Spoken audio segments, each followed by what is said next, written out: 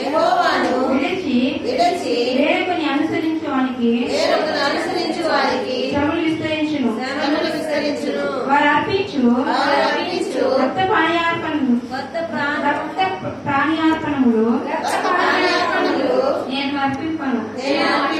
వారి పేర్లు నా పెదవులను ఎత్తను. యెహోవా నా స్వాస్థ్య భాగము, నా పానీయ భాగము, నీవే నా భాగమును కాపాడుచున్నావు. మనోహర స్థలములలో నాకు పాలు ప్రాప్తించెను. శ్రేష్టమైన స్వాస్థ్యము నాకు కలిగెను. నాకు ఆలోచనకర్త అయిన యెహోవాను స్తుతించెదను. రాత్రి గడియలలో నా అంతరంగమును నాకు బోధించుచున్నది. సదాకాలము యెహోవా యందు నా గురి నిలుపుచున్నాను. ఆయన నా కుడి పార్శ్వమందు ఉన్నాడు. కనుక నేను కదల్చబడను. అందువలన నా హృదయం సంతోషించుచున్నది. నా ఆత్మ హర్షించుచున్నది. నా శరీరము కూడా సురక్షితముగా నివసించుచున్నది. ఎందుకనగా నీవు నా ఆత్మను పాతాళములో విడిచిపెట్టవు. నీ పరిశుద్ధిని కుళ్ళుపట్టనీయవు. జీవ మార్గమును నాకు తెలియజేసెదవు. నీ సన్నిధిని సంపూర్ణ సంతోషము కలదు. నీ కుడి చేతిలో నిత్యము సుఖము కలదు. హల్లెలూయా. దేవా, నేను నీ శరణు తెచ్చి ఉన్నాను. నాకు ఈ లోకంలో ఆధారం నీవే నా ప్రభుడవు. నీకంటే నాకు ఈ లోకంలో ఏది ఎక్కువ కాదు దేవా. నాకు క్షేమాధారం ఏదీ లేదని నేను యెహోవాకు మొరపెడుతూ ఉన్నాను. నా భార్య భాగము నీవు, నా శ్రేష్టమైన భాగము నీవు. మనోహరమైన స్థలములలో నీవు నాకు పాలు ప్రాప్తించి ఉన్నావు. శ్రేష్టమైన స్వాస్థ్యము నాకు వచ్చి ఉన్నావు. నాకు ఆలోచన ఇచ్చేవాడు నీవే. చివరిగా ఆయన ఏమంటాడంటే దావీదు గారు, నీ సన్నిధిని సంపూర్ణ సంతోషములు కలవు అంటాడు. హల్లెలూయా, హల్లెలూయా. దేవుని సన్నిధిలో సంపూర్ణ సంతోషమున్నది. ఎప్పుడు దేవుని సన్నిధిలో ఉన్న సంపూర్ణ సంతోషాన్ని నువ్వు వర్ణించగలవు? ఎప్పుడు దేవుని సన్నిధిని నువ్వు అనుభవించి ఆ దేవుని సన్నిధిలో ఉన్న బలమైన అద్భుతాలను నువ్వు చూడగలవు? ఆయన అంటాడు కదా, దేవుడు నా కుడిపార్శ్వమందు ఉన్నాడు కనుక నేను కదల్చబడను. పాతాళంలో ఇదిగో ప్రభువా నీవు నన్ను కుళ్ళు పట్టనీయవు అని యేసుక్రీస్తు ప్రభువారి గురించి ఇక్కడ ప్రవచిస్తూ ఉన్నాడు ప్రియులారా దావీదు గారు.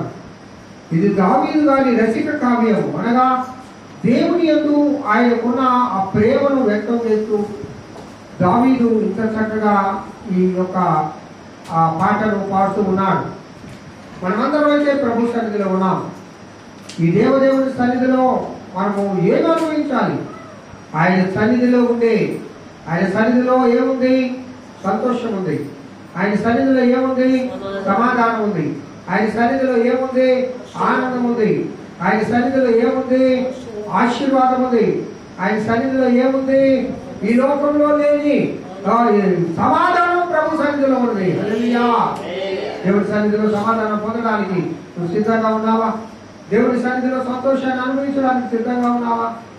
దేవుని సన్నిధిలో నువ్వు సంతోషం, సమాధానం, ఆనందము, ఆశీర్వాదములు పొందాలి అంటే ఆయన సన్నిధిని నువ్వు అనుభవించాలి. హల్లెలూయా. ప్రభువా నీ సన్నిధిని అనుభవించే కృప నాకు దయచేయి. ఆయన అంటాడు కదా, నేను రాత్రి వేళ ధైర్యముగా ఉందును, కారణం ఏంటనగా నీవు నా కుడి పార్శ్వమందు కూర్చున్నావు. నేను నీ యందు నమ్మిక ఉంచి ఉన్నాను. ఈ లోకంలో నా స్వాస్థ్యం నీవే, నా భాగము నీవే, నన్ను ఆదరించేవాడవు నీవే, నన్ను బలపరిచేవాడు నీవే. నాకున్న సమస్త విధములైన బాధలు, శోధనలు, వేదనలన్నింటి నుండి నన్ను తొలగించి ఇదిగో ఒక ప్రసన్నతమైన, ఒక ఆశీర్వాదకరమైన మార్గంలో నిలబెట్టేవాడు నీవే ప్రభువా.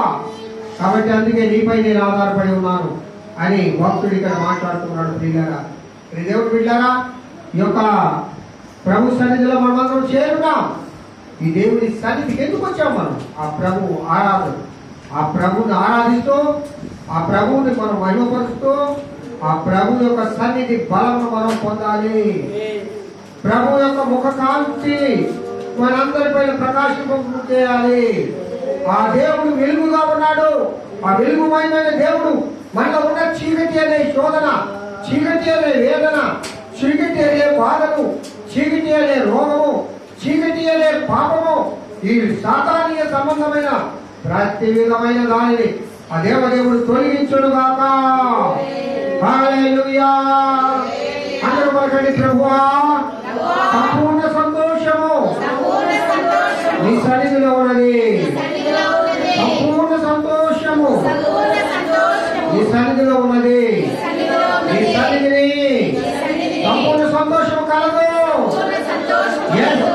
ప్రభు సన్నిధిలో సంపూర్ణమైన ఆనందం, సంపూర్ణమైన సంతోషం అనేది మనం అనుభవించాలి, మనం ఆనందించాలి. ఆరాధన నడిపిద్దాం. జ్యోత్సమ ఆరాధన నడిపించమా. కాబట్టి ఆరాధనలో అందరూ కూడా పాల్గొని దేవుని మహిమపరచండి, దేవుని మహిమపరచండి, దేవుని ఆరాధించండి. ఏక మనసుతో ప్రభుని ఆరాధించండి, ఏక మనసుతో దేవుని ఆరాధించండి. హల్లెలూయా, హల్లెలూయా, హల్లెలూయా. స్తోత్రం, స్తోత్రం. మీ మనసులన్నీ కూడా దేవుడి మీద కేంద్రీకృతం చేయాలి. మనకెన్నో బాధలు, వేదనలు ఉండొచ్చు. మనకి కుటుంబ సమస్యలు కానీ, ఆరోగ్య సమస్యలు కానీ, సమాజంలో ఉన్న వారితో సమస్యలు కానీ ఎన్నో ఉండొచ్చు. కానీ మనము ఈ రోజు దేవుని సన్నిధిలో ఉండడం ఆయన చిత్తమే. ఈ రోజు చూడలేక ఎంతమంది అయితే గతించారు, కానీ దేవుని కృపను బట్టి మనందరం సజీవులమై ఆయన సన్నిధిలో ఆరోగ్యవంతులుగా మనం నిలబడి ఉన్నాము. అందును బట్టి దేవాది దేవునికి మనము ఎన్నో కృతజ్ఞతలు మనం చెల్లించాలి. ఏమిచ్చినా ఆయన రుణాన్ని మనం తీర్చుకోలేము. ఎందుకంటే ఆయనకి ఏమివ్వగలం? మనం మట్టి పురుగులమైన, మనం దరిద్రులమైన, మనం పాపపు జీవితంలో ఉన్న మనం ఏమిచ్చి మన యేసుని సంతోష పెట్టగలం? ఆయన ఒకటే కోరుకుంటున్నాడు, ప్రియ బిడ్డలారా, నీ పూర్ణ మనసుతో, నీ పూర్ణ ఆత్మతో, నీ పూర్ణ హృదయంతో నన్ను వెతుకుమని ఆయన కోరుకుంటున్నారు.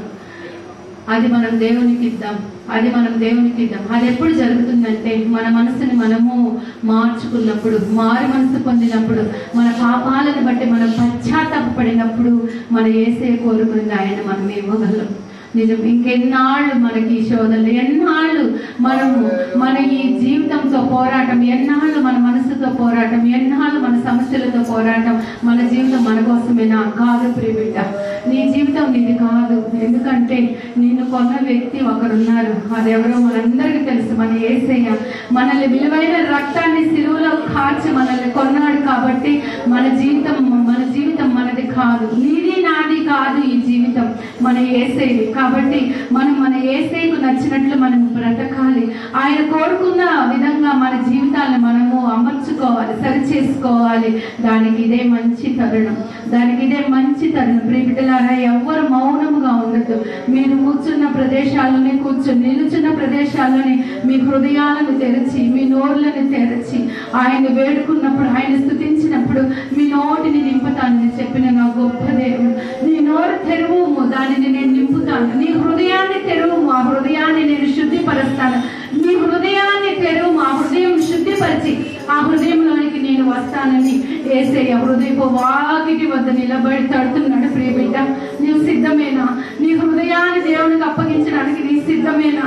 నీ హృదయాన్ని తెరిచి ఆయన వాక్యము ద్వారా నిన్ను నువ్వు కడుగుకోవటానికి, నీ హృదయాన్ని మలినమైన నీ బ్రతుకుని, మలినమైన నీ నా బ్రతుకులు కడుకోవడానికి నీవు నేను సిద్ధమైన ప్రియ బిడ్డ.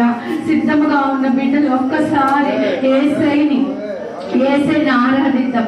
ఒక్కసారి స్తోత్రాలతో, స్తుతులతో మన ఈ సన్నిధంతా ప్రజ్వలించే విధంగా యేసయ్యను ఆరాధిద్దాం ప్రియ బిడ్డలారా. ఎవరు మౌనముగా ఉండదు. ఎందుకంటే నా దేవుడు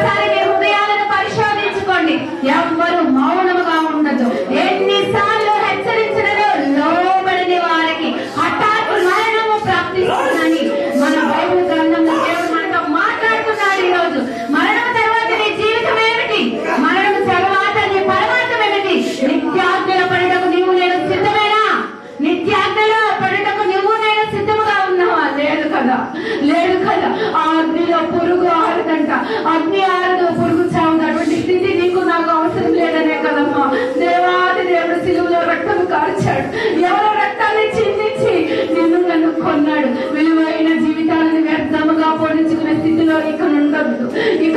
నువ్వు నేను ఉండద్దు. హృదయపూర్వకంగా యేసుని ఆహ్వానిద్దాం, హృదయపూర్వకంగా యేసుని స్తుతిద్దాం, హృదయపూర్వకంగా యేసుని సన్నిధిద్దాం. ఎవరు మౌనంగా ఉండద్దు. మీరు కేకలు వేయకపోతే ఈ జీవం లేని రాని కేకలు వేస్తాడని చెప్పాడు. ప్రియబిడ్డలారా, ఈ ఎముకల్లో నేను జీవాన్ని నింపి నేను నాకు స్తుతి మహిమ కలిగించుకుంటాను చెప్పిన నా దేవుడు, నీలో జీవము నింపిన ఈ దేవుడు స్తుతించే స్థితిలో నువ్వు ఉన్నావా లేవా? నీ జీవము నింపిన నీకు మంచి జీవితాన్ని ప్రసాదించిన నీ దేవుని స్తుతించే స్థితిలో నీవు లేవా? ప్రియబిడ్డ, ఎందుకు నోరు మూసుకొని ఉన్నారు? ఎందుకు మౌనంగా ఉన్నారు? మా ఈ తరుణం మించితే రేపొక మరి తరుణం ఉండదో లేదో నీకు తెలియదు, నీకు నాకు తెలియదు. ఎవరు మౌనముగా ఉండదు, ఎవరు మౌనముగా ఉండదు. యేసయ్యను ఆరాధిద్దాం, మహిమపరుద్దాం. ఎందుకంటే మహిమ ఘనతకు అర్హుడు నా దేవుడు, మహిమ ఘనతకు అర్హుడు నా దేవుడు. వేణోళ్ళతో ఆయనకు కృతజ్ఞతాస్తుతులు చెల్లించినట్టు ఏమాత్రమే మనం సరిపోము. ప్రియబిడ్డలారా, ఆరాధిద్దాం, నా యేసయ్యను ఆరాధిద్దాం, నా దేవుని ఆరాధిద్దాం. ధవళ సింహాసనాసీనుడైన నా దేవుణ్ణి నేను చూస్తున్నాను. ప్రియబిడ్డ, నీవు చూస్తున్నావా? నీ ఆత్మీయ నేత్రాలు తెరచి, నీ హృదయాన్ని తెరచి నీ దేవుని నువ్వు చూడగలుగుతున్నావా? వెళ్ళిపోకుండా ఆయన పాదాలు పట్టుకుని గోచారుదాం. మగ్దలేని మరి అయితే కన్నీటితో పాదాలు కడిగిందంటాము. కన్నీటితో పాదాలు కడిగి తల వెంట్రుకలతో తుడిచి పాదాలు ముద్దు పెట్టుకుంది. నువ్వే స్థితిలో ఉన్నావు ఈరోజు? నీ ఏసే పాదాలు కడుగుటకు నీవు సిద్ధమేనా? నీ దేవుని పాదాలు ఒడిచి పట్టుకోవడానికి నువ్వు సిద్ధమేనా? యేసయ్య మన మధ్యలో ఉన్నప్పుడు మీ బాధలు వేదనలు కాదు, ఈ దైనందిక జీవితాలు, ఈ ఐహిక విచారాలు పక్కన పెట్టి ఆత్మీయ ఎదుగుదలకు దేవుని సన్నిధిలో యేసయ్యను మనం గోజారుదాం, యేసయ్యను మనం ఆరాధిద్దాం. నిజమైన రాజ్యానికి వారసులుగా అవుటకు మన యేసయ్యని మనం ఆరాధిద్దాం. ఎవరు మౌనముగా ఉండక హృదయాలు తెరిచి, నోర్లు తెరిచి, కన్నీటితో నా దేవుడి పాదాలు మనం కడుగుదాం. కన్నీటితో ఈ వారమంతా మనం యేసయ్యకు మన వ్యతిరేకంగా ఏమన్నా జీవించి ఉంటే మన పాపాలను ఒప్పుకుందాం, పశ్చాత్తాపడదాం. మరలా ఇంకొక నిమిషం నీకున్నదో లేదో పశ్చాత్తాపడుటకు, మారు మనసు పొందుటకు మరి ఒక తరుణం నీకున్నదో లేదో, నాకున్నదో లేదో తెలియదు కనుక ఈ క్షణమే యేసయ్యను ఆరాధిద్దాం. ఎవరు ఆరాధించకుండా మౌనముగా ఉండదు, ఏ స్వరము నాకే వినిపించట్లేదు. ఇక దేవాది దేవుడికి ఏమి వినిపిస్తుందమ్మా? ప్రియబిడ్డలారా, ఎవరు మౌనంగా నిర్లక్ష్య స్వభావాన్ని తీసివేయండి. అలనాడు స్త్రీలైతే తెల్లవారు జామునే లేసి యేసయ్యను ఎదుర్కొనడానికి వెళ్తారు. ప్రియబిడ్డలారా, ప్రియ స్త్రీలారా, ప్రియ పురుషులారా, మీరు దేవుని ఎదుర్కొనడం సిద్ధంగా ఉన్నారా? యేసయ్యను ఆరాధిద్దాం, సర్వోన్నతుని ఆరాధిద్దాం. మన పాపాల నుంచి మనల్ని రక్షించే దేవుడు, మన బాధల నుంచి మనల్ని రక్షించే దేవుడు, మన వేదన నుంచి మనల్ని రక్షించే దేవుడు, మన యుద్ధాలను మనం ముందు నడిపించే యూదా స్తుతి గోత్రపు సింహాన్ని నువ్వు గౌరవించాలనుకోవట్లేదా? నువ్వు గౌరవించే నీ స్తుతులతో అలంకరించాలని నువ్వు అనుకోవట్లేదా? ప్రియబిడ్డలారా, మౌనంగా ఉండద్దు. మీరు అనుకుంటున్నారేమో, నా దేవుడిని నేను చూస్తున్నాను, ఆయన కృపామయుడు కదా, నేను ఎన్ని తప్పులు చేసిన క్షమిస్తానన్న భావనలో మీరున్నారేమో. మనం కృపాయుగములో లేమమ్మ, రాకడ సమయంలో ఉంటాం. రాకడ సమయంలో గర్జించే సింహం వలె దేవుడు వస్తున్నాడు. నిన్ను నన్ను, నీ పాపాలను నా పాపాలు లెక్కడుటకు నా దేవుడు దూతల సమూహంతో ఊరుకొని దేవుడు రాబోతున్నాడు. ప్రియబిడ్డ, దేవుని ఎదుర్కోవడానికి నీవు సిద్ధమేనా? ఎవరు మౌనముగా ఉండకుండా యేసయ్య సన్నిధిలో యేసయ్య పాదాలను మనం కడుగుదాం. ప్రియబిడ్డలారా, మౌనముగా ఉండదు.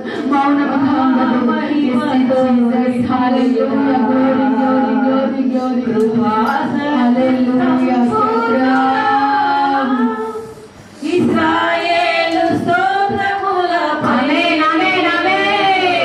ఆసీనుడా యేసయ్య. అందరూ చప్పట్లు కొట్టి యేసయ్యను ఆరాధిద్దాం.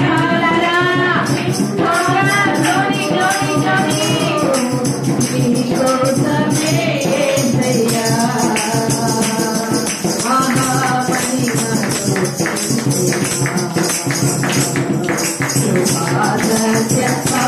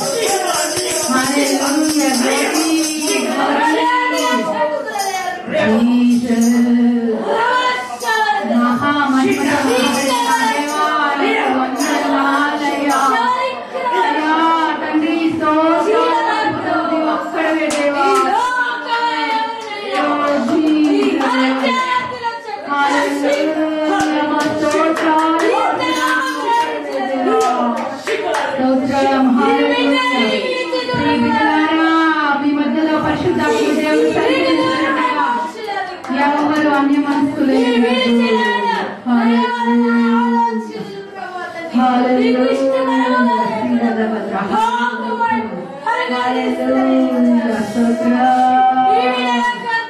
ప్రియ బిడ్డలారా, దేవుడు మీ మధ్య తిరుగుతున్నాడు, మీ మధ్య సంచరిస్తున్నాడు. ఎవరు అన్య మనస్కులై పరిశుద్ధాత్మ దేవుని మీ హృదయంలోనికి ఆహ్వానించాడు. పరిశుద్ధాత్మ దేవుని మీ హృదయంలోనికి ఆహ్వానించాడు.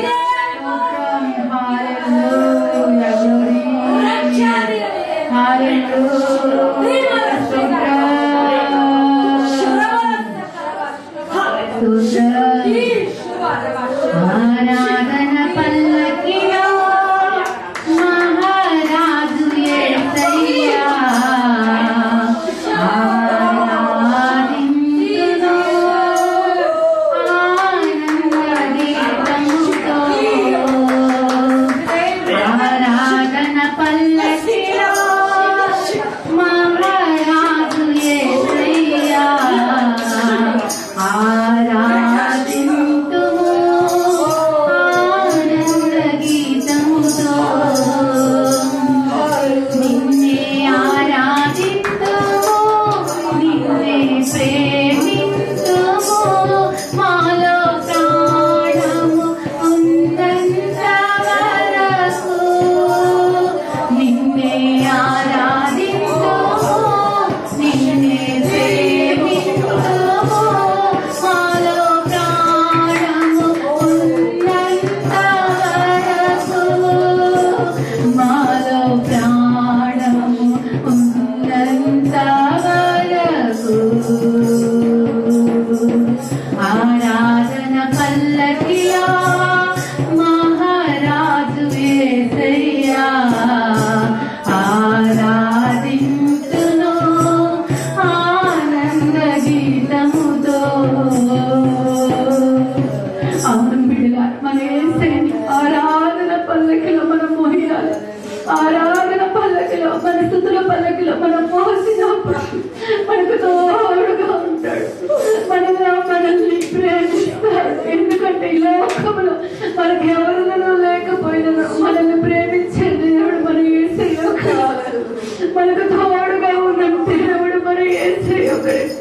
కాబట్టి మనలో ప్రాణం ఉన్నంత వరకు, ఎంతవరకు అంటే ప్రాణం ఉన్నంత వరకు నా యేసుని నేను ఆరాధిస్తాను, నా యేసుని నేను ప్రేమిస్తాను అన్న నిబంధన నేను చేసుకోవాల్సిన రోజు ఇదే బిడ్డ. ఇంకా అన్య మనస్కులై ఉండద్దు, మారు మనసు లేని స్థితిలో ఉండద్దు, పశ్చాత్తాపము లేని స్థితిలో ఉండద్దు.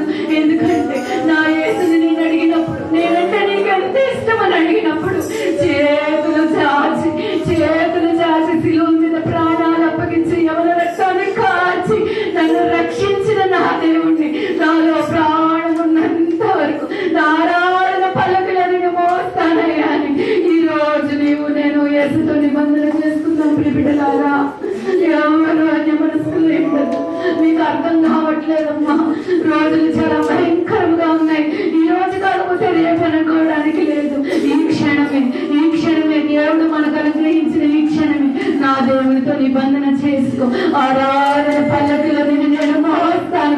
ఎప్పటి వరకు అని నీ దేవుడు నిన్ను అడిగినప్పుడు నా ప్రాణం ఉన్నంత వరకు అని దేవుడితో ఈ రోజు నువ్వు నిబంధన చేయి. నీవు నేను నా దేవుడితో నిబంధన చేద్దాం. ఎందుకంటే దేవుడితో నిబంధన చేసినప్పుడు నీకు దీవెన, నీకు ఆశీర్వాదం, నీకు రక్షణ, నీకు ఆయనను యెహోవా కేడము కాగల జనులు ధన్యులు. యెహోవాను దుర్గముగా పెట్టుకుని దేవుడు కాగల జనులు ధన్యులు. ఆ దుర్గంలోకి నీవు ప్రవేశించినప్పుడు నీవు సురక్షితముగా ఉంటావు. ఆ దుర్గంలోకి నీవు ఎప్పుడు ప్రవేశిస్తావంటే నీతిమంతురాలుగా నువ్వు తీర్చిదిద్దబడినప్పుడే యెహోవా దుర్గములోకి ప్రవేశించడానికి నీకు అనుమతి. ఈ రోజు నీకు నాకు అనుమతి ఉన్నదా? నీ కుటుంబం నా కుటుంబం సురక్షితంగా ఉండాలంటే ముందు మనం నీతిమంతులుగా మారి యెహోవా దుర్గంలోకి ప్రవేశించినప్పుడు నిత్యము నీకు సురక్షితం ఉంటుంది, నిత్యము నీకు కాపుదల, నిత్యము నీకు ఆయన కేడముగా ఉంటారు. ఈ లోకములో అధికారులను నమ్ముకున్నటి కంటే, రాజులను నమ్ముకున్నటి కంటే మన ఆయన వారిని నమ్ముకున్నట్టు కంటే నీ యేసుని నమ్ముకునటం మేలు. యేసనే దుర్గాన్ని నువ్వు పట్టుకొని ఉండటం మేలు. ఆ దుర్గంలోకి ప్రవేశించాలంటే నీకు అనుమతి టికెట్ కావాలి. ఆ అనుమతి పత్రం ఏంటంటే నీతిమంతురాలుగా నువ్వు తీర్చిదిద్దబడాలి. నువ్వు నేను తీర్చిదిద్దబడుతున్నామా? దేవుడు దుర్గంలోకి ప్రవేశించాలంట మనం పొంది ఉన్నామా? ప్రియబిడ్డలారా, ఈ క్షణమే దేవునితో నిబంధన చేయి. దేవునితో నిబంధన చేయి. నా ప్రాణము నీవు ఇచ్చినది యేసయ్యా. నా ప్రాణం ఉన్నంత వరకు ఆరాధన పల్లకిల మీద మహోస్తానయ్యా. ఆనంద గానముతో నేను స్తుతిస్తాను రాజా అని నా దేవునితో నిబంధన నీవు నేను చేసినప్పుడు నీ జీవితానికి నా జీవితానికి సమాధానం, నీ కుటుంబంలో నా కుటుంబంలో సమాధానం, నీ సంఘంలో సమాధానం, నీ కుటుంబంలో ఆశీర్వాదం, నీ బిడ్డలకు ఆశీర్వాదం. ఈ మేలన్నీ నీవు పొందుకోవాలంటే నీవు ఆత్మీయంగా అభివృద్ధి చెందాలి. ఆత్మీయంగా అభివృద్ధి చెందాలంటే ఒంటరిగా నీ వల్ల కాదు. నీకు ఒక స్నేహితుడి సహాయం నీకు కావాలి. ఆ స్నేహితుడిని నీవెవరనుకుంటున్నావు? ఈ లోకంలో ఉన్న వ్యక్తులను అనుకుంటున్నావా? అనుకుంటే అది చాలా అబద్ధం, చాలా తప్పు. ఆ స్నేహితుడు ఎవరంటే రాజాది రాజుని యేసేనమ్మా. నీ యేసే నీ స్నేహితుడు. యేసు నీ స్నేహితుడుగా ఉన్నప్పుడు నీకే కొదవ ఉండదు. నీ కుటుంబంలో సమాధానం, నీ కుటుంబంలో సంరక్షణ, నీ కుటుంబంలో సంతోషము, ఇవన్నీ నీకు కావాలంటే నీ స్నేహితుని స్థానంలో ఎవరిని నింపుకొని ఉన్నావో వారిని తొలగించి నీ యేసుకు నీ స్నేహితుని స్థానాన్ని ఇచ్చి ఆయనతో అంటుకట్టబడినప్పుడు నీవు ఫలిస్తావు. నీతో పాటు నీ కుటుంబం కూడా ఫలించే స్థితిలో ఉంటుంది. ప్రియబిడ్డలారా, అందరూ యేసయ్యను ఆరాధించి ఆనంద పల్లకిలో ఆనంద గీతాలతో నాలో ప్రాణం ఉన్నంత వరకు నా యేసుని నేను స్తుతిస్తానని నిబంధన చేసుకోండి. ప్రియబిడ్డ, దేవుడు ఇక్కడ మన మధ్యలో ఉండి మనతో మాట్లాడుతున్న మాటలుగా మీరు గమనించాలి. గమనించినప్పుడే మనకి దేవుని యొద్ద నుంచి పాప క్షమాపణ కలుగుతుంది. ప్రియబిడ్డలారా, యేసయ్య మీకు వందనాలు నాయన తండ్రి. ఇప్పటి వరకు నాయన తండ్రి మా మధ్యలో మీరు సంచరించిన తండ్రి, మా అందరినీ తాకి మాతో మాట్లాడి మా హృదయ వేదనలు తీర్చినందుకు వందనాలు నాయన. ఏ బిడ్డ అయితే మీతో నిబంధన చేసుకుంటుందో, ఏ బిడ్డ అయితే నాయన మీతో అంటు కట్టబడాలని కోరుకుంటుందో ఆ బిడ్డలతో మీరు మాట్లాడి ఆ పాపాలను క్షమించి నాయన మీ బిడ్డలుగా నన్ను వారిని మీరు అంగీకరించండి దేవా. ఎవరైతే ఇంకా అన్య మనస్కులై వాత వేయబడిన మనస్సాక్షిని కలిగి ఉన్నారు ఆ బిడ్డలను క్షమించి నాయన మరి యొక్క తరుణం మీ సన్నిధిలో పాపాలను ఒప్పుకొని మీతో అంటు కట్టబడటకు నాయన ఆ బిడ్డలకు తరుణాన్ని దయచేయమని తండ్రి యేసయ్య వాక్యం చెప్పబోతుండగా నాయన నీ బిడ్డను నాయన తండ్రి సిలువ చాటు మరుగుపరుచుకోమని బలము శక్తితో నింపి నాయన మాకు ఏం అవసరమో నాయన తండ్రి, మా హృదయాలకు ఏం అవసరమో, మా హృదయాలను చక్కదిద్దుకోవడానికి మా మీద ఏ మాటలైతే మాకు అవసరమో మీ బిడ్డను బోరుగా వాడుకుని మాతో మాట్లాడమని నాయన తండ్రి త్వరలో తిరిగి రానైనా యేసే నామం పేట అడిగి బ్రతిమలాడి వేడుకొంచున్నాను తండ్రి. ఆమేన్. హల్లెలూయా, హల్లెలూయా, హల్లెలూయా.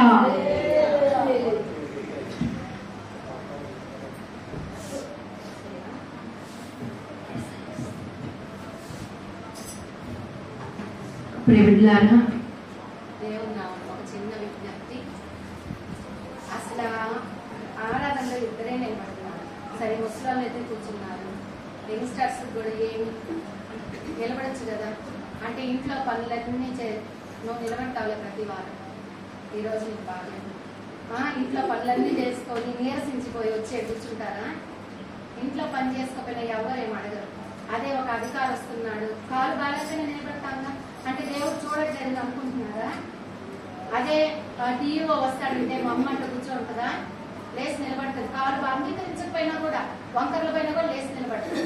కానీ దేవుడు లేడని మీరు అనుకుంటున్నాడేమో. వాళ్ళందరినీ సృష్టించింది కూడా దేవాదేవుడు. సరోజన యొక్క కాలు ఎంత నింపి ఆమెకి నిలబడి చివరి దాకా నిలబడి ఆమె దేవుని స్థుతించింది. ఎందుకంత నిర్లక్ష్యంగా ఉంటున్నారు? మిమ్మల్ని మీరు ప్రశ్నించుకోండి. చెప్తున్నాను, మనకి ఇక్కడికి వచ్చాకే రెస్ట్ తీసుకోవాలనిపిస్తుంది. ఇక్కడికి వచ్చాకే అన్ని సాకులు గుర్తొస్తాయి. మన కాళ్ళు నొప్పులు, ఆ నొప్పి ఉంది కదా, సైతాన్ని చేసేది. దేనికి కాలు నొప్పింది కదా, ఎందుకు నిలబడుతున్నావు? నీ కుర్చీలు ఉన్నాయి కదా, కూర్చో. ఏం దేవుని సన్నిధిలో నిలబడి కాళ్ళు పడిపో. లేపడా దేవుడు? దేవుని సన్నిధిలో కాళ్ళు నొప్పి వచ్చానే పడిపో, ఏం కాదు, లేపుతాడు దేవుడు. మనం నేర్చుకోవాలి. మనం చెప్తున్నప్పుడు సెల్లు చూడాలి, దేవుని సన్నిధిలో సెల్లు చూడాలి, మాట్లాడాలి. అవన్నీ మనం తగ్గించేసుకుంటేనే దేవుని సన్నిధిలో దేవుని దగ్గర మనకు ఆశీర్వాదం ఉంటుంది. లేకపోతే దేవుడు మనల్ని అసలు ఆశీర్వదించనే ఆశీర్వదించడు. సన్ని బాబు, నేను నీకోసం చెప్పేది, చెప్తున్నా, వినిపిస్తుందా? మీరు నన్ను తిట్టుకున్నా పర్లేదు, లోపలికి వచ్చి కూర్చోవచ్చు. గాలి పర్లేదు, నీకోసం వేసే ఎన్ని గంటల సిలువ మీద ఉన్నాడు. పండిపోతే నీకు ఏసీలు ఉంటాయా? బయట ఉన్నారా? తిట్టుకున్నా పర్లేదు, నాకేం ప్రాబ్లం లేదు, కూర్చో. మా బిడ్డలు మేము సరి చేయకపోతే ఎవరిని సరి చేస్తాం చెప్పు? కూర్చో. దయచేసి మొబైల్ చూడొద్దు. దేవుని సన్నిధిలో మనం దేవునికి కొంచెం సమయాన్ని మనం కేటాయిద్దాం.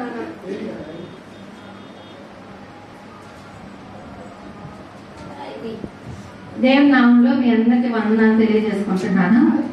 పాస్టర్ గారికి కొంచెం ఆరోగ్యం బాగలేదంట.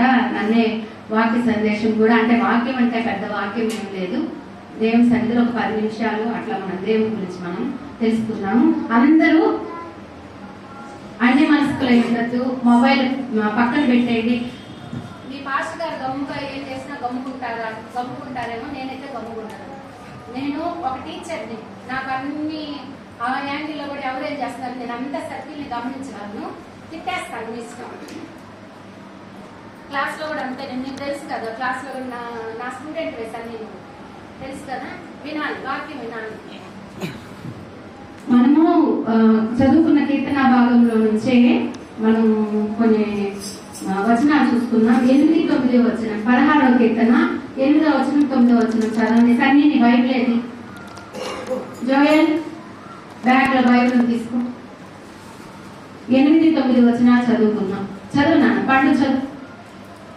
16వ కీర్తన 8వ వచనం, 9వ వచనం.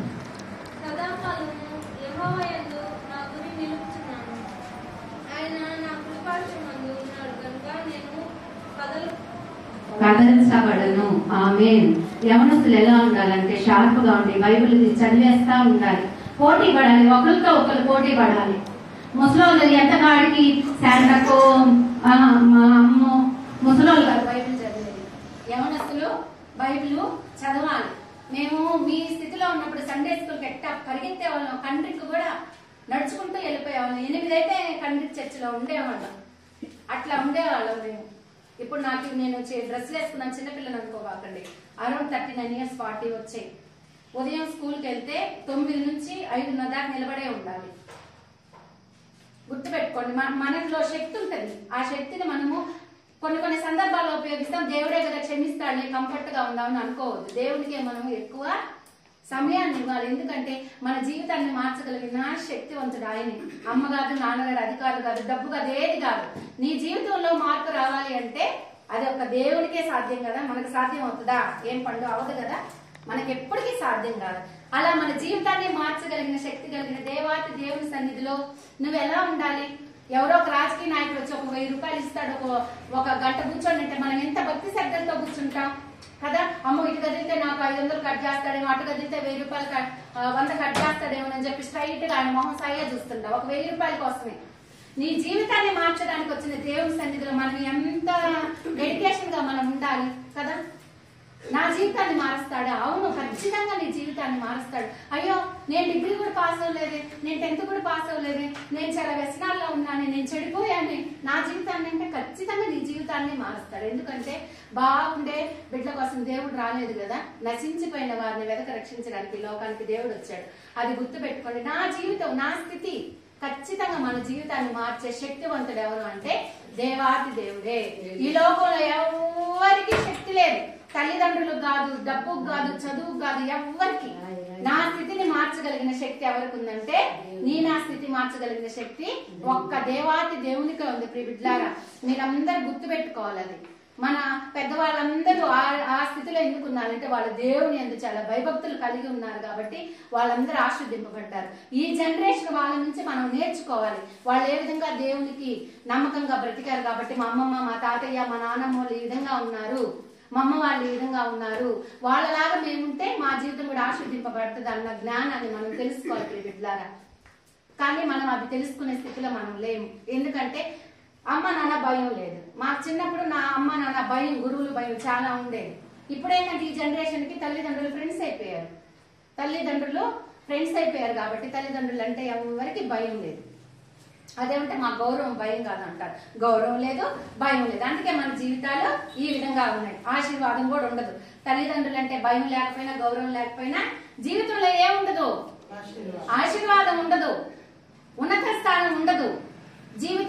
ఎక్కడ వేసిన గొంగళి అక్కడే. కనిపించే తల్లిదండ్రులే దైవాలు.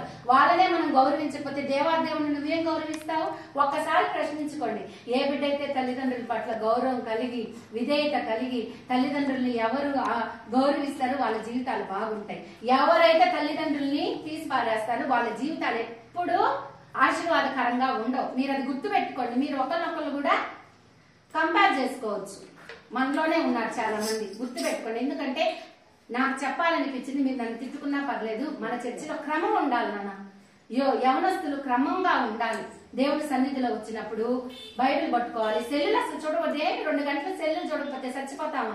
ఉద్యోగానికి పోతాం, సెల్లు ముట్టుకోకూడదంటే మేనేజర్లకు ఇచ్చేసి వెళ్ళిపోతాంగా.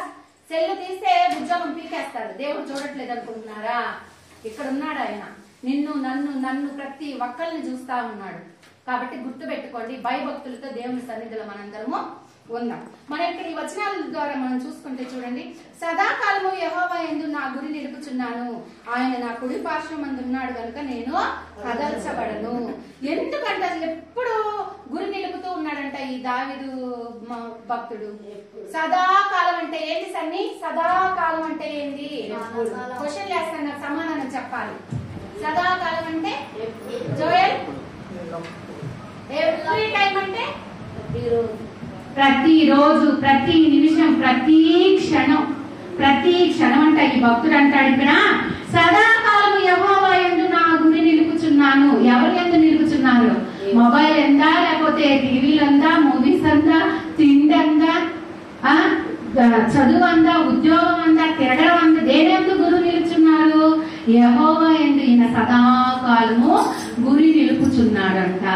ఎందుకు గురి నిలుపుచున్నాడు అంటే, ఈ మహాభక్తుడు దేవుని యొక్క మహత్యము తెలుసుకున్న వారు కాబట్టి మోషే గారు గాని, అబ్రహాము గారు గాని, దావీదు గారు గాని, ఈ భక్తులందరూ సదాకాలము దేవుని మీద గురి ఎందుకు నిలుపుతున్నారు అంటే ఆయన యొక్క మహత్యము తెలుసు కాబట్టి. మనం ఎందుకు నిలవలేకపోతున్నామంటే దేవుని మహత్యం మనకు తెలియదు. ఎందుకంటే మనం దేవుని సన్నిధిలో ఎప్పుడు మనం అడగం కదా, దేవుని మీద మనం ఆధారపడం కాబట్టి, ఆయన శక్తి మనకు తెలియదు కాబట్టి ఆయన్ని మనం ఎప్పుడు కూడా పక్కన పెట్టేస్తూ ఉంటాం కదా. కానీ ఈ భక్తులందరూ కూడా నిరంతరం దేవుని మీద ఆధారపడి దేవుని యొక్క శక్తిని, ఆయన యొక్క మహత్యం ఎరిగిన వారు కాబట్టి సదాకాలం అంట ఆయన ఎందుకు గురి నిలుపుతున్నాడంట. ఆయన ఎందుకు గురి నిలుపుతున్నాడు కాబట్టి ఆయన ఆశీర్వదింపబడ్డాడు. దావీదు గారు ఆయన జీవితాన్ని మనం తీసుకుంటే అసలు దేవుడు అంటే ఎంత భక్తో ఆయనకి. ఆయన చరిత్ర చదువుకుంటూ పోతే దేవుడు అంటే ఆయనకి అంత భక్తి. కానీ అటువంటి భక్తుడు కూడా ఒక చిన్న పాపానికి, వ్యసనానికి లొంగిపోయి ఆయన పాపం చేస్తాడు. కానీ వెంటనే నువ్వు చేసింది పాపము అని దేవుడు నా భక్తుడితో మాట్లాడినప్పుడు వెంటనే లోబడిపోయాడు. నన్ను క్షమించు నాయన, లోబడ్డాడు. అటువంటి లోబడడం నీకు నాకు ఉందా? మన తల్లిదండ్రులు చెప్తేనే మనం లోబడం. నువ్వు చేసింది తప్పు, మా అమ్మ నాకు ఏదైనా చెప్తే 10 మా అమ్మ నేను అడుగుతాను, నువ్వేంది నాకు చెప్పేది అని కదా. కానీ దావీదు గారిలో అలాంటి మనస్తత్వం లేదు. ఏం చేశాడు అంటే, నేను చేసింది తప్పే, దానికి ఎటువంటి శిక్షణ ఇచ్చిన నేను పాత్రుడినే అని చెప్పి దేవుని యొక్క ఆయన లోబడినప్పుడు ఆయన జీవితం ఎంతగా అభివృద్ధి చెందింది తెలుసా. అంతమంది రాజులను మొత్తినా కూడా, దావీదు గారు పాపం చేసినా కూడా ఆయన ఎందుకు క్షమించాడు చెప్పండి? హృదయానుసారుడే పాపం చేశాడు. కానీ ఎందుకు ఆయన్ని క్షమించాడు దేవుడు? పశ్చాత్తాపడ్డాడు, లోబడ్డాడు. నేను చేసింది తప్పే. ఆ పాప పరిహారానికి ఆయన ఏడ్చిన ఏడుపు కంట ఆయన పరుపు తేలిపోయిందంట. ఎన్ని కన్నీరు గారిస్తే పరుపు తేలద్ది కుమార్? ఎన్ని కన్నీళ్లు గారిస్తే చెప్పు? మనం కొంచెం గారిస్తే మనకు టవల్ కూడా నిండదు కదా, కర్చీఫ్ కూడా నిండదు, తుడస్తానే ఉంటాం. ఒక పరుపు తేలింది అంటే ఆయన హృదయంలో ఎంత అపరాధ భావంతో దేవుని సన్నిధిలో పశ్చాత్తాపడి ఉంటాడు కదా. ఎంత ఈ కీర్తనలన్నీ చదువుకుంటూ పోతే ఆ దావీదు గారు పడిన ఆ బాధ, వేదన అనేది మనకు తెలుస్తుంది. నిజంగా ఆయన పడిన వేదనతో అంట ఆయన పరుపు, ఏడ్చిన ఏడుపుకి పరుపు నిండిపోయి తేలిందంట. అంటే అంత కన్నీరు వస్తుందా చెప్పండి? అంత కన్నీరు వస్తుంది. ఎప్పుడు వస్తుంది అంటే చేసింది తప్పు అని నువ్వు నిజంగా ఒప్పుకొని దేవుని సన్నిధిలో ప్రలాపించినప్పుడు అంత కన్నీరు వస్తుంది నిజంగా. అది అనుభవించిన దావీదు గారు చెప్తూ ఉన్నారు, ఏమంటున్నారు? సదాకాలం యెహోవా యందు నా గురి నిలుపుచున్నాను, ఆయన నా కుడి పార్శ్వమందు ఉన్నాడు కనుక నేను కదల్చబడను. మళ్ళీ రెండో మాట చూడండి, ఆయన నా కుడి పార్శ్వమందు ఉన్నాడు కనుక నేను కదల్చబడను. ఎంత నిబ్బరమైన మాట కదా అది. అంత నిబ్బరం ఎందుకు వచ్చింది ఈ భక్తునికి? గురి నిలిపాడు. ఆయన గురి నిలిపింది ఆశామాషి ఒక వ్యక్తి మీద నిలిపాడా? ఒక మనిషి మీద నిలిపాడా? ఒక అధికారి మీద నిలిపాడా? చదువు మీద నిలుపుకున్నాడా? ధనం మీద నిలుపుకున్నాడా? ఆయన స్వశక్తి మీద ఆయన గురి నిలిపాడా? కాదు.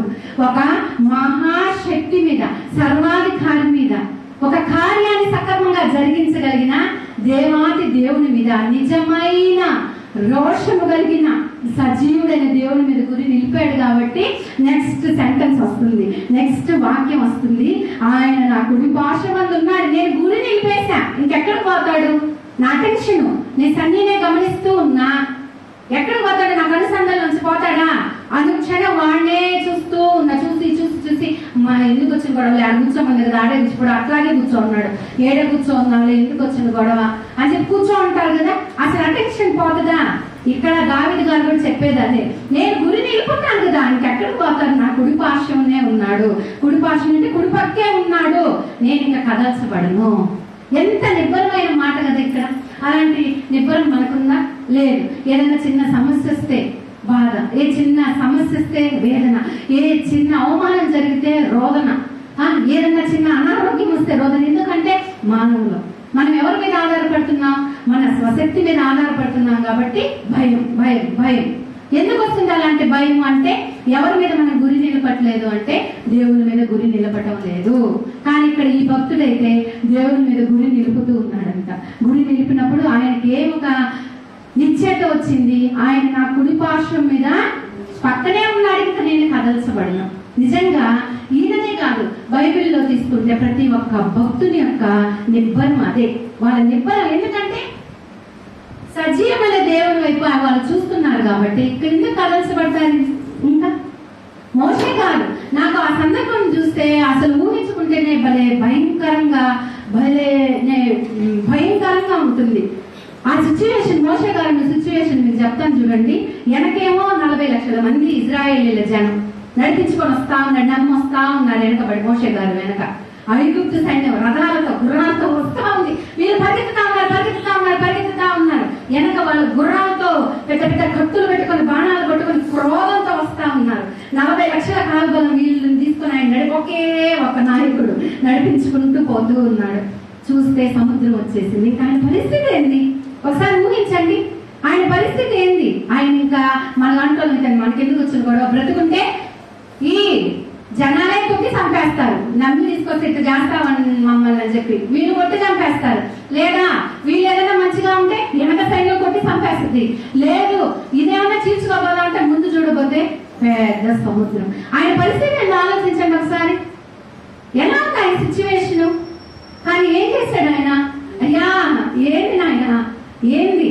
ఆ టైంలో పక్కన ప్రధాన వీళ్ళందరినీ పిలిపించాడా? నియమించాడు కదా. మరి నాయకులారా రాండి రాండి, వెనకేమో సైన్యం, మనం ఏమన్నా ఈ సందులో పడిపోదామా, ఈ సందులో పడిపోదామా, లేకపోతే మన పరిస్థితి ఏంటి, ముసలి వరకు వదిలేద్దామా అని చెప్పి ఆ యాజకులందరినీ ప్రధాన అధికారులందరినీ కూడబెట్టి మీటింగ్ ఏమైనా పెట్టాడా? ఏం చేశాడు ఆయన?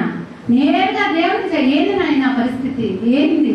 వెనక చూడకపోతే చూడు, ముందు చూడకపోతే నా పరిస్థితి ఏంటంటే మోషే తీసుకో కర్ర తీసుకొనైనా కర్రెత్తి కొట్టుమ్మా వెళ్ళిపోతుంటే, ఏంటయ్యా నువ్వు మాట్లాడేది? సముద్రాన్ని నేను కర్రెత్తి కొట్టేదేంటి నాయన? వాళ్ళు కానీ ఇతని పిచ్చి వాళ్ళు కానీ ఆ జనం చూస్తే నా పరిస్థితి ఏంటయ్యా అని చెప్పి ఏమన్నా అన్నాడా? అయ్యా ఇంకా చేతులెత్తి ప్రార్థించినప్పుడు ఎంత నిబ్బరం కదా అసలు. నాకు అసలు సిచ్యువేషన్ గుర్తొస్తే నిజంగా నాకు ఒళ్ళంతా ఇదొస్తే గూస్ బంప్స్ వస్తాయి. అసలు అలాంటి సమయంలో అలాంటి ఆలోచన వస్తుందా? మనకు వస్తుందా? రాదు మనకైతే. మనమైతే దాంట్లో దూకన్నా చచ్చిపోదాం, ఏదన్నా ఎవరెట్టిపోతే బెందరు ఏదో ఒక త్వరలో పడిపోదాం అనుకుంటాం, ఏదోక సంబంధంగా మానవీయంగా ఆలోచిస్తే. కానీ ఆయన నిబ్బరం ఎవరి మీద? దేవుని వైపు చేతులు ఎత్తినప్పుడు సముద్రం చీలకదమ్మా ఎక్కడైనా? ఆ సముద్రం చీలడం ఏంది? ఈ జనాలు ఆ సముద్రంలో పడి పోవడం ఏంది? ఐగుప్తు జనాలు అడుగు పెట్టడంతో మళ్ళీ సముద్రాలంతా మూసేశారంట. ఎంత అద్భుతం కదా అది, ఎంత అద్భుతం! ఆ మోషే గారికి అంత నిబ్బరం ఎలా వచ్చింది? సదాకాలమైన గురి గురి గురి గురి. తల్లి చెప్పిన పాఠం ఉగ్గు పాలతో పోసింది. ఆ టైంలో బానిస బ్రతుకు చంపేస్తా ఉన్నారు ఫరో, ఐగుప్తులందరూ ఫరో రాజు బిడ్డల్ని, ఇజ్రాయేల్ బిడ్డల్ని చంపేస్తున్నారు. ఆ తల్లి చెప్తూ ఉంది, నాయనా బానిసత్వంలో ఉన్నాం, అందరినీ చంపేస్తున్నారు, నేను గర్భంతో ఉన్నాను, నా బిడ్డ పరిస్థితి ఏంటి అని ఆ తల్లి పడే వేదన, తల్లి పడే రోదన అంతా కూడా ఈ బిడ్డ వింటూ ఉన్నాడు. లోపల నుండి వింటూ పుట్టేశాడు. మగ బిడ్డనే ఇచ్చాడు దేవుడు, పుట్టేశాడు. ఆ బిడ్డ మనసులో ఉంది, నా తల్లి పడే వేదన అంటే నా జనులందరూ అనుభవించే రోదన, ఇలాంటి అరణ్య రోదన చూస్తూ ఉన్నాడు. తర్వాత ఆయన ఏమన్నా తల్లి దగ్గర నుండి బ్రతికాడా? ఎక్కడికి వెళ్ళిపోయాడు? మళ్ళీ అక్కడ కూడా పరీక్ష, మోషే గారికి అక్కడ కూడా పరీక్ష. ఒక మంచి స్థానాన్ని ఇచ్చేశాడు, ఒక రాజకుమారుడు స్థానం. తల్లి దగ్గర పేదరికం, అనుక్షణము భయం, బానిస బ్రతుకు. కానీ అక్కడి నుంచి ఏ స్థానాన్ని ఇచ్చారు మోషేకి? ఒక రాజకీయమైన స్థానం. రాజు ఆయనకి బాధలన్నీ అవసరం లేదు, కానీ అమ్మ చెప్పిన మాటలు, అమ్మ పడిన వేదన మా బ్లడ్ లో ఇంకిపోయి అవే గుర్తొస్తున్నాయి. ఆ ఐగుప్తుడి ఫరోని కొడుతూ, ఇద్దరు ఐగుప్తులు ఇజ్రాయేలీని కొడుతున్నప్పుడు ఈయనకి ఎందుకు అంత కోపం రావాలి చెప్పండి? ఎందుకు? ఆయన ఏమన్నా బానిస తెలుసా? మోషే గారికి తెలుసా నా జాతి ఇది అని చెప్పి తెలుసా? కానీ తల్లి ఇచ్చిన పాలు, నాకు అనిపిస్తుంది పాలు తాగడానికి వాళ్ళమ్మని తీసుకెళ్తుంది కదా, మిరియాం చెప్పినప్పుడు అమ్మ పాలు ఇస్తా కూడా, నానా నువ్వు నా బిడ్డవి, నువ్వు ఇజ్రాయేలీడివి, నువ్వు ఈ రాజ్యంలో ఉండి నువ్వు జనాల్ని కాపాడాలనైనా అని చెప్పి వాళ్ళమ్మ చెప్తూ పాలిస్తూ ఉంటే ఆ బిడ్డ ఆలకించి అమ్మాయిలోనే పెట్టుకున్నాడు అనమాట. అవును, నా జనాన్ని నేను రక్షించాలని చెప్పి ఆ ఇజ్రాయేలీని ఈయన కొడితే వాళ్ళకేంది? అధికారంలో ఉండేది ఈయన. ఇంకా అసలు ఈ బానిస ఎట్లా ఈ ఐగుప్తుని కొడతాడని చెప్పి ఇజ్రాయేలీని కదా అక్కడ చంపాలి, ఒక రాజు కేడర్లో ఉన్నాయన, కానీ చంపాడా? ఇజ్రాయేలీకి సపోర్ట్ వెళ్ళి ఆ సైనికుల్ని చంపి పారిపోయి దేవుని మాట్లాడడంతో ఒక నెత్తున్న ఒక అతను, భయంతో పారిపోయిన ఒక అతను ఎంత గొప్ప నాయకుడైపోయి 40 లక్షల కాలువలాన్ని ఎక్కడ నడిపించాడు చెప్పండి. నిజంగా ఏమి అంత నిబద్ధత ఎలా వచ్చింది అంటే ఆయన నమ్ముకున్న దేవుడు నమ్మదగిన దేవుడు. ఆయన ఆధారపడింది మనుషుల మీద కాదు, ఆయన ఆధారపడింది ఆయన చదువు మీద, ఆయన జ్ఞానం మీద కాదు, మోషే గారి జ్ఞానం మీద కానీ ఆధారపడి కానీ అప్పుడే మీటింగ్ పెట్టేసేవాడు. అధికారులంతా పిలిచి పరిస్థితి ఇది, ఏం చేయాలి, నా మైండ్ పనిచేయట్లేదు, ఏం చేయాలని చెప్పి ప్రధాన వాళ్ళందరినీ పిలిచి అధికారులతో మీటింగ్, లేకపోతే ఆయనే ఈ సందులో పడి పారిపోదాం, వెనక్కి పోదాం, ముందుకు పోదాం, అటు పోదాం, ఇటు పోదాం అని చెప్పాడా? చెప్పలేదు. ఆయన దేవుని యొక్క చిన్నప్పటి నుంచి కూడా దేవుని యొక్క ప్రభావాన్ని, దేవుని యొక్క మహత్యాన్ని ఎరిగిన బిడ్డ కాబట్టి ఆయన ఏం చేశాడంటే వెంటనే సమస్య వచ్చినప్పుడు చెయ్యి పైకెత్తడం, ఏంది అంటే నువ్వు కానీ కర్త కొట్టవయ్యా, సముద్రం ఏంది కానీ కొట్టు, వెళ్ళిపోండి అని చెప్తే ఆయన ఆ కర్త కొట్టడం ఏంది, సముద్రం చేయడం ఏంది, నిజంగా ఎంత అద్భుత కార్యం కదా. దానికి ఇదే ఎగ్జాంపుల్, ఈ దావీదు గారు చెప్పేదే ఎగ్జాంపుల్. సదాకాలం దేవుని మీద గురి పెట్టుకొని ఉంటే, ఆయన నీ కుడి పార్శ్వం ఉంటే నువ్వు ఎప్పటికీ కదల్చబడవు. ఆకాశం వచ్చి నీ మీద పడని, ఆకాశం పడిపోయినా, భూకంపం వచ్చినా నువ్వు రక్షింపబడతావు. ఎందుకంటే నువ్వు నమ్ముకున్న దేవుడు ఆశామాశైన వ్యక్తే.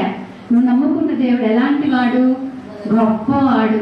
ఆయన కదల్చబడడు, నువ్వు కూడా ఆయనతో కదల్చబడవు. అయ్యో తుఫాన్ వచ్చేస్తుంది, అమ్మో ఆ సమస్య వచ్చింది, అయ్యో ఈ సైక్లోన్ వచ్చేసింది, ఆ భూమి అక్కడ నిర్లక్ష్యేసిందంటే నువ్వు రక్షింపబడతావమ్మా. నువ్వు ఎవరి మీద ఆధారపడి ఉన్నావు? నీ దేవుడి మీద నువ్వు ఆధారపడి ఉన్నావు, నువ్వు కదల్చబడవు. అటువంటి నిబ్బరము, అటువంటి నిబద్ధత ఎప్పుడు వస్తుంది అంటే దేవుని మీద సదాకాలము మనం గురి కలిగి ఉన్నప్పుడే అటువంటి నిబద్ధత మనకి వస్తుంది.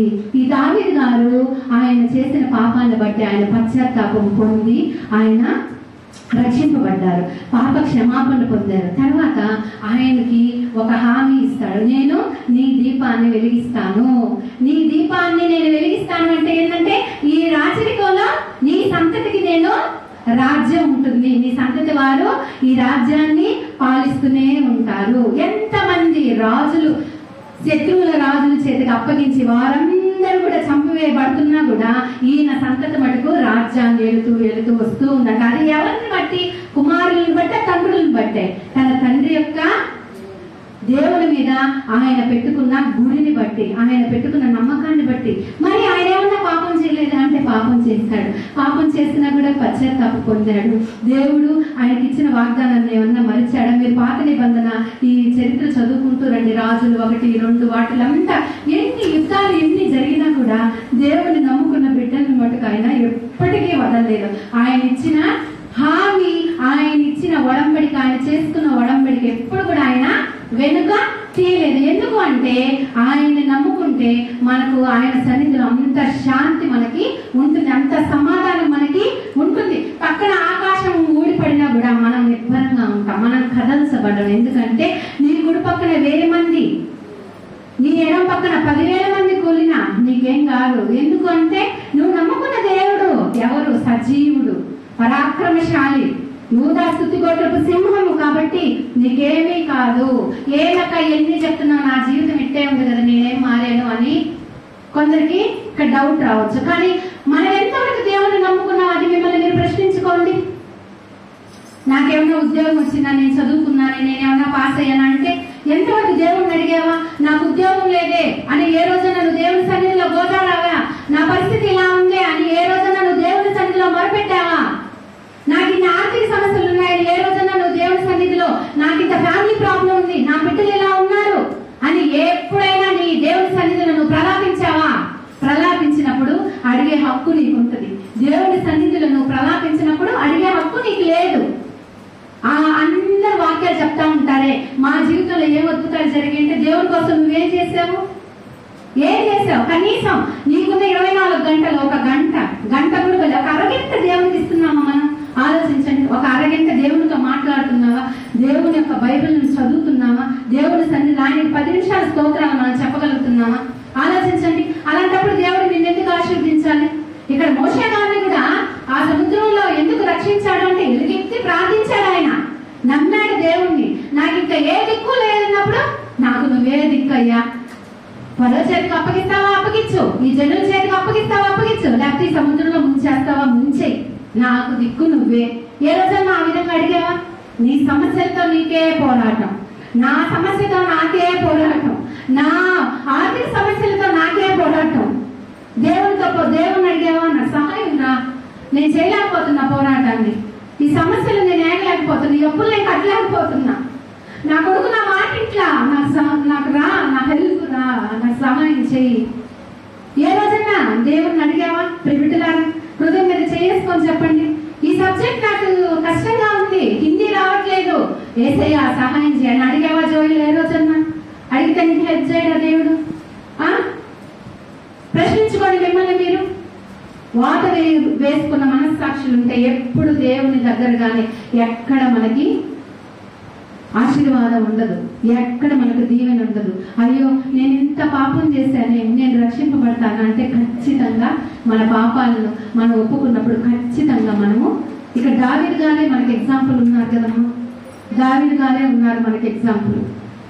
తర్వాత మనకి మగ్దలేని మరియ ఉంది, పాపం చేసిన స్త్రీలు ఉన్నారు. వాళ్ళందరూ దేవుని తెలుసుకొని వాళ్ళు నిజముగా దేవుణ్ణి ఎరిగినప్పుడు, దేవుని సన్నిధిని వెతికినప్పుడు దేవుడు ఏం చేశాడు? వాళ్ళ కుడి పార్శ్వమునే ఉండి వాళ్ళ సమస్యల నుంచి వాళ్ళను రక్షించాడు. ఎన్నో ఉదాహరణలు, ఎన్నో ఉపకరణాలు, ఎన్నో ఉదాంతాలు మన బైబిల్లో ఉన్నాయి. మన మనసు బాగలేదా, వేదనగా ఉందా, నీకున్న శక్తిని కోల్పోయావా, ఇంకా సమస్యతో నువ్వు పోరాడలేవా, నువ్వు చేతులు ఎత్తేసావా? చేతులు ఎత్తేసి గమ్ముకుంటూ బాగా చెయ్యి అందించాయనికి, నా చేతులు ఎత్తేసా నీ ఇష్టం, నేను ఆగలేను నీ ఇష్టం అని ఒక్కసారి ఆయనకు చెప్పు. ఆయన కూనుకున్నాడా? ఇంకా విడదీయడానికి ఇంకెవ్వరికి ధైర్యం ఉండదు. ఆయన ఆశీర్వదించడం స్టార్ట్ చేశాడా? ఆయన మనిషిని మార్చడం స్టార్ట్ చేశాడా? ఇంకా నీ జీవితంలో బాధ అనేదే ఉండదు. కానీ మనం చేయాల్సిన పని ఏంటి అంటే చేతులు ఎత్తేసి నీకై నువ్వు నేను చచ్చిపోతా, నేను చేతులు ఎత్తేసి అది కాదు. చేతులు ఎత్తి ఆయనకి అప్పగించు. పట్టుకున్నంతసేపు పట్టుకున్నావా లేదా నా చేయి అని చెప్పి అడుగు వేసేయండి. చేతులు ఎత్తేసాను, చేతులు పట్టుకో, అంతే నీ చిత్తం. నన్ను బతికిస్తే బతికించు, చంపేస్తే చంపేయి, కానీ నా చెయ్యి పట్టుకో అని ఏ రోజన్నా అడిగారా? అదే నీ చెయ్యిని కానీ నీ ఏసే కానీ పట్టుకున్నాడు అనుకో, ఒక్కసారి నీ ఏసే స్పర్శను నువ్వు అనుభవించావనుకో, ఇంకా జన్మలో కూడా ఆయన చెయ్యి నువ్వు వదలవు. గుర్తు పెట్టుకోండి, ఇది జన్మలో కూడా ఆయన చెయ్యిని నువ్వు వదలవు. నా బతుకింతే, నా బిడ్డలింతే, నా బతుకింతే, నా సమస్యలే, నాకు శాంతి లేదు, నా కప్పులే, ఎన్ని దేవుడు ఏమన్నా చేశాడు? అప్పులు మనకు చేసుకున్నవే కదా. ఇవన్నీ కూడా మనము కాపాడబడాలి అంటే ఏం చేయాలి అంటే దేవుని మీద మనము సదాకాలము పూరి కలిగిన జీవితాన్ని మనం కలిగి ఉంటే మనం ఎప్పటికి కూడా కదల్చబడము. ఎప్పటికి కూడా ఆయన మన కుడి పార్శ్వమునే ఉండి ఆ నిబ్బరం వచ్చేస్తుంది. వాళ్ళు చెప్తారు కదా, శద్రకు మేషకు అబెద్నెగోలు మేము పూజించుచున్న దేవుడు సజీవుడు, వేసేయండి, దాంట్లో పడేయండి, ఆయన రక్షించడానికి సమర్థుడు. ఒకవేళ రక్షింపలేదా చనిపోతాం, ఆయన రక్షించలేదా చనిపోతాం. కానీ ఈ ప్రతిమకు మేము ఎత్తుకోపోయి పడేయండి. కానీ వాళ్ళంతా నిబంధన చేసినప్పుడు దేవుడు రక్షించుకున్నా ఉంటాడా? మనం అసలు ప్రార్థన చేయనప్పుడే అయ్యో నా బిడ్డ సమస్యల్లో ఉందని చెప్పి మన సమస్యల నుంచి బయటపడేస్తే మన దేవుడు అంత ఛాలెంజ్ గా నిలబడినప్పుడు మనకు సహాయం చేయడం ఖచ్చితంగా చేస్తాడు. అటువంటి నిబద్ధత కావాలి మనకి. అటువంటి నిబద్ధత, అటువంటి కమిట్మెంట్ ఎప్పుడు వస్తుంది అంటే దేవునితో మనం అంటుకట్టబడినప్పుడు, దేవుణ్ణి మనము గురిగా పెట్టుకున్నప్పుడు ఆయన మన కుడి పార్శ్వమున ఉండి మన యొక్క సమస్యల నుంచి మనల్ని బయటపడేస్తారు. ఎవరి బిడ్డలారా మీకు చెప్తున్నాను, నిజంగా మీ జీవితం ఆశీర్వదింపబడాలంటే మీ తల్లిదండ్రులు కాదు, వాళ్ళకున్న పవర్ కాదు, వాళ్ళకున్న మనీ కాదు, మీరు ఆశీర్వదింపబడాలి. మీకు మంచి జీవితం కావాలి అంటే ఒకే ఒక్క గురిని వేసే, అంతే. ప్రియ తల్లులారా, నీ బిడ్డలు మంచిగా ఒలివ మొక్కల వలె ఉండాలి అంటే ఏసే. తండ్రులారా, నీ బిడ్డలు మంచిగా ఉండాలి, నీ కుమారులు మంచిగా నాటబడాలి అంటే మార్గము నీ ఏసే. అమ్మమ్మలు, నానమ్మలారా, తాతయ్యలారా, మీ మనవళ్ళు బాగుండాలి అంటే మీది పనికిరాదు, దేవుడే. ప్రతి ఒక్కరికి చిన్న బిడ్డ నుంచి ముసలి వాళ్ళ వరకు మీ యొక్క గురి ఎవరై ఉండాలి? ఏసై ఉండాలి. ఏసై మన గురి ఉంటే, ఏసయ్య మన గురిగా ఉంటే ఎన్ని బాధలు, ఎన్ని వేదనలు, ఎన్ని రోదనలు ఉన్నా కూడా మనం ఆశీర్వదింపబడతాము. ఈ 2 వాక్యాల ద్వారా మనం తెలుసుకున్నది అది. కాబట్టి ప్రియ బిడ్డలారా, మీ అందరినీ నేను మనపూర్వకంగా కోరుకుంటున్నాను. దేవుడు అంటే ఆషామషిగా తీసుకోవద్దు, దేవుడు అంటే నిర్లక్ష్యం వద్దు, దేవుని సన్నిధి అంటే నిర్లక్ష్యం వద్దు. ఆయన సన్నిధిలో మనం అనునిత్యము ఆయన సన్నిధిని మనం వెతుకుతూ, అనునిత్యము అరుణోదయ సమయమున, నిద్రపోయే సమయమున మన యేసుని మనం వెతికి మనం కుటుంబం కోసం, మన బిడ్డల కోసం, మన సంఘం కోసం, మన దేశం కోసం ప్రార్థించే బిడ్డలుగా ఉండాలని మీ అందరినీ దేవుని నామం పేరిట నేను వేడుకుంటూ ఈ చిన్ని మాటలు నేను ముగిస్తూ ఉన్నాను. ఆమేన్. దేవుని నామమునకు స్తోత్రం కలుగునుగాక. చక్కని వర్తమానాన్ని బిడ్డ మనకు అందించింది. ఎందుకనగా దేవుడి పైన గురి పెట్టుకున్నప్పుడు మనం ఆశీర్వదించబడతాము. చిన్న విషయాన్ని నేను చదివించి ముగిస్తాను. ఎందుకనగా నువ్వు దేవుని మాట వింటే దేవుడు ఏమిస్తాడు, దేవుని మాట వినకపోతే నువ్వేం అనుభవిస్తావు అనే మాటను మనకు దేవుని గ్రంథంలో నుండి ద్వితీయోపదేశకాండము 28వ అధ్యాయం 2వ వచనం. ఇంతవరకు పాప చెప్పిన వాక్యమే ఇది. ఆయన ఎడల గురి, అనగా దేవుని మాట ఎడల గురి కలిగి ఉన్నారు. మా ద్వితీయోపదేశకాండం 28:2 వచనం చదవండి.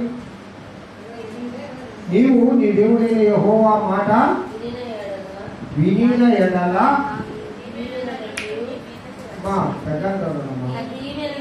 నీవు నీ దేవుడైన యెహోవా మాట వినిన ఎడల దీవెనలనియు, ఏంటి దేవుడి యందు మనం గురి పెట్టాలా. గురి పెట్టమంటే ఆయన మాట వినాలా. ఆయన మాట వింటే దీవెనలన్నీ నీ మీదకి వస్తాయి, ఆశీర్వాదాలన్నీ నీ మీదకి వస్తాయి, నీకున్నే కష్టాలన్నీ తొలగిపోతాయి, నీకున్నే శోధనంతా తొలగిపోతుంది, నీకున్న బాధలన్నీ తీరిపోతాయి, నీకున్న వేదంతా దేవుడు తీసేస్తాడు. ఎప్పుడు? ఆయన మాట వినేలా, అనగా దేవుని యొక్క దేవుని పైన మనం గురి పెట్టినప్పుడు, దేవుని మాట వినకపోతే ఏమవుతుంది తెలుసా? అదే 28వ అధ్యాయం అమ్మా, ద్వితీయోపదేశకాండం 15వ వచనం చెప్తాను చూడండి. దేవుని మాట నువ్వు వినకపోతే ఏమవుతుందంట? 15వ వచనం చదువమ్మా, 28:15.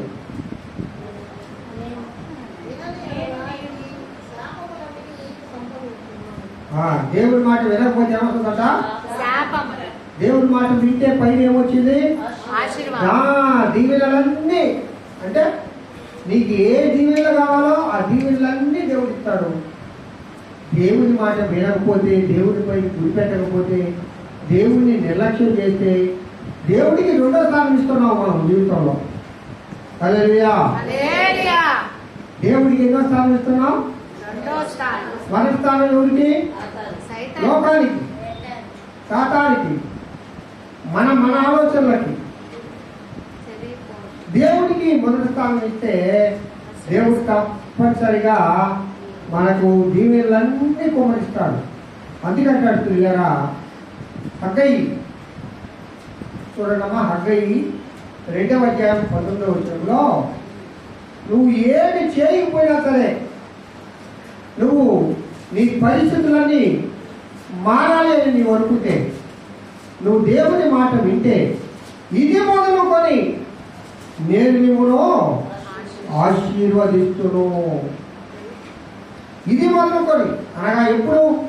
నువ్వు దేవుని యందు గురిపెట్టినప్పుడు, దేవుని మాట పైన నువ్వు నమ్మకం ఉంచినప్పుడు, నీ జీవితంలో దేవునికి ప్రథమ స్థానం ఇచ్చినప్పుడు, ఇది మొదలుకొని అనగా ఈ దినం నుండి నీకు రావాల్సిన ఆశీర్వాదాలన్నీ దేవుడికి దయచేస్తాడు.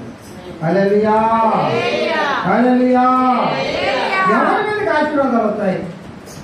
దేవుడి మాట విన్న వాళ్ళ మీదకి. అందుకంటాడు సామెతల గ్రంథం 10వ అధ్యాయము 6వ వచనంలో, నీతి మంతుని తల మీదకి ఆశీర్వాదములు వచ్చును. ఎవరి తల మీద కంట ఆశీర్వాదం? ఎవరు నీతి మంతుడు? దేవుని యందు గురి పెట్టిన వాడు, దేవుని మాట విన్నవాళ్ళు. దావీదు నీతిమంతుడా? పాపం చెప్పింది. దావీదు పాపం చేశాడు, కానీ పాప ప్రాయశ్చిత్తం పొందాడు, పాప క్షమాపణ పొందాడు, నీతిమంతుడుగా మార్చబడ్డాడు. మనమెవరూ నీతిమంతులం కాదు, మనమందరం పెద్ద భక్తిపరులం కాదు. కానీ దేవుడు అంటున్నాడు, నువ్వు నీతిమంతుడు అంటున్నాడు. నా నీతి అనే వస్త్రాన్ని నీకు ఇస్తాను, నీకు ధరింపజేస్తాను, నిన్ను ఆశీర్వదిస్తాను, నువ్వు నా మాట విను. మనం దేవుని మాట వినడం ప్రారంభించాలి పిల్లరా. దేవుని మాట పైన మనం నమ్మకం ఉంచాలి, దేవుని మీద మనం గురి పెట్టాలి. ఈ లోకం మీద కాదు, లోకస్తుల మీద కాదు. లోకంలో నమ్మదగిన వాడు ఎవరు లేరు. మనకు నమ్మదగిన వాడు ప్రభు యేసు క్రీస్తు ఒక్కరు మాత్రమే. హల్లెలూయా, హల్లెలూయా. ప్రియులారా, చివరిగా ఒక చిన్న వచనాన్ని చదివి ముగిస్తాను. సామెతలు 3:33లో, నీతిమంతుని నివాస స్థలము ఆయన ఆశీర్వదించును. నీతిమంతుని నివాస స్థలాన్ని అంట, నువ్వు నివసించే స్థలాన్ని, నువ్వు నివసించే ఇంటిని, నువ్వు అడుగు పెట్టే స్థలాన్ని, నువ్వు ఎక్కడైతే ఉంటావో ఆ పరిస్థితులన్నిటిని ఆయన ఆశీర్వదిస్తాడు. హల్లెలూయా. ఎలీషా గారితో చెప్తారు, దైవజనుడా, ఇదిగో ఇది చూడడానికి దేశము రమ్యంగా ఉన్నది కానీ నీళ్ళు ఎలాంటివి? చూడటానికి మాత్రం భలే రమ్యంగా ఉంది నాయన. ఈ నీళ్ళన్నీ చేదే, ఈ బ్రతుకంతా చేదే. మనం చూడటానికి భలే బాగా కనిపిస్తా ఉన్నాం, కానీ ఈ లోపల ఉండే నీళ్ళు ఎట్లున్నాయి? ఈ లోపల ఉండే హృదయం ఎట్లా ఉంది?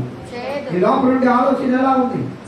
దైవజనుడా, ఒప్పుకుంటున్నారు వాళ్ళు, చూడటానికి రమ్యంగా ఉన్నది ఆయన, కానీ నీళ్ళు బాగుంది. దేవుని దగ్గర మనల్ని మనం ఒప్పుకోవాలి. దేవా, నా పరిస్థితి ఇది, దేవా నేను ఈ విధంగా ఉన్నాను, అయ్యా నన్ను నువ్వు ఆశీర్వదించు, నన్ను నువ్వు దీవించు. నేను నీ మీద మనసు నేర్పడం లేదు, నేను మనుషులను నమ్ముకుంటున్నాను. రాజులను నమ్ముకున్నట్టు కంటే యెహోవాను. హల్లెలూయా.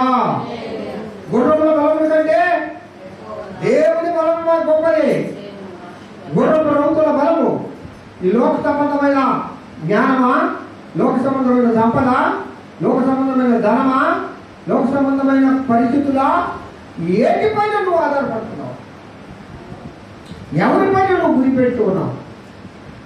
దావీదు మహారాజు అంటాడు, నేను ఎప్పుడైతే నా దేవుని మీద గురి పెట్టాడో ఆయన నుంచి నా గురి పాఠ్యాన్ని కూర్చున్నాడు. ఆ నమ్మకం నాకు కలిగింది. హల్లెలూయా, హల్లెలూయా.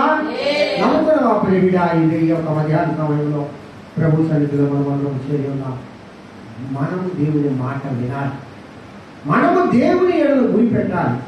నువ్వు నీకెప్పుడు ఒక నమ్మకం వస్తుందంటే, నువ్వు దేవుడు మాట్లాడినప్పుడు దేవుడు తప్పనిసరిగా నాకు పాల్గొంటున్నాడు, దేవుడు నన్ను నడిపిస్తాడు, దేవుడు నన్ను ఆశీర్వదిస్తాడు, దేవుడు నాకున్న సమస్త విధములైన ఈ ప్రతి దాంట్లో దేవుడు నాకు ఏమనుగ్రహిస్తాడు. నేను భయపడను. సింహము వలె ధైర్యముగా తలెత్తుకొని ఉండే వాళ్ళు ఎవరు?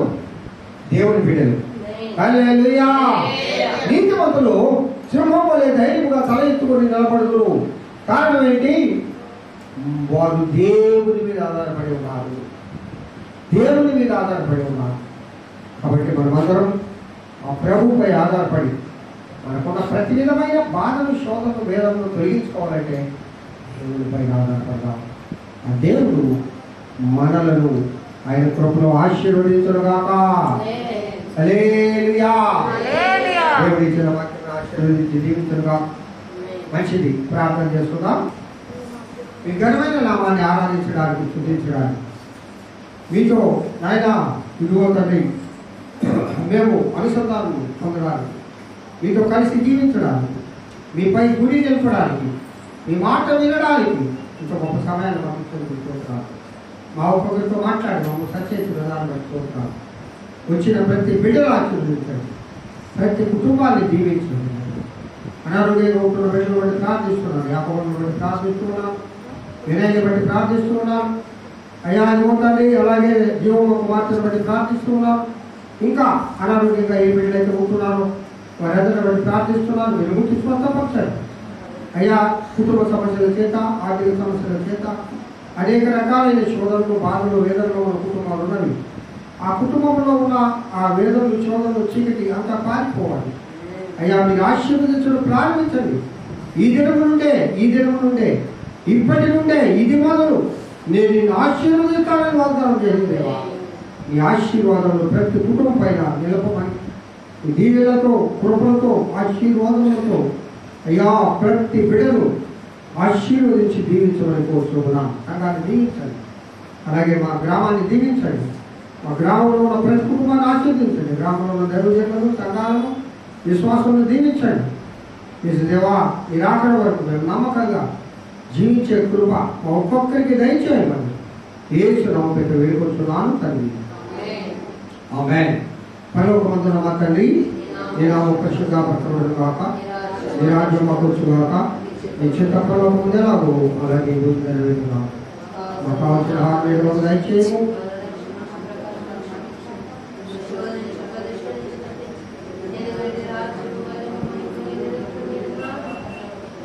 ఆమేన్. మన తండ్రి దేవుని నుండి, కుమారుడైన యేసుక్రీస్తు నుండి, పరిశుద్ధాత్మన్యోని నీతో సహవాసం ఇంతవరకు ప్రభు సన్నిధిలో ఆ యొక్క ప్రభు కృపను అనుభవించిన వాళ్ళందరికీ, ఇద్దరు ఆయన కృపలో వాడబడిన బిడ్డకును వారి కుటుంబాలకు, ఇదిగో సంఘంలో చేరిన ప్రతి కుటుంబానికి, ప్రతి బిడ్డకు అనారోగ్యంగా ఉంటూ ఆ యొక్క సన్నిధికి రాలేక ఉన్న బిడ్డలందరికీ ఇప్పుడు ఎల్లప్పుడూ సదాకాలంతో నడిపించుగాక. ఆమేన్.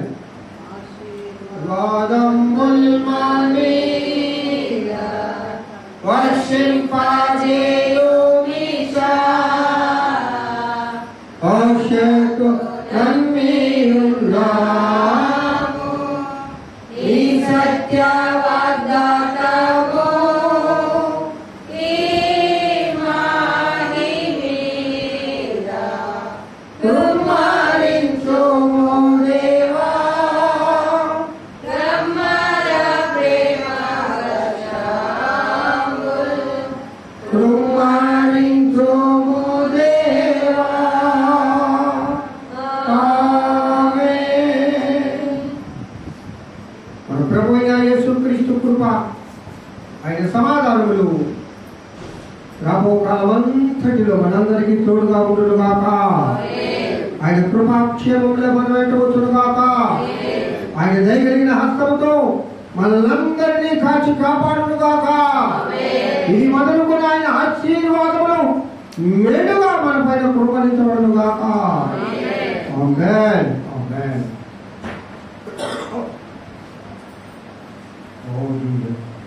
Praise the lord. మీ అందరికీ యేసు క్రీస్తు నామములో వందనాలు.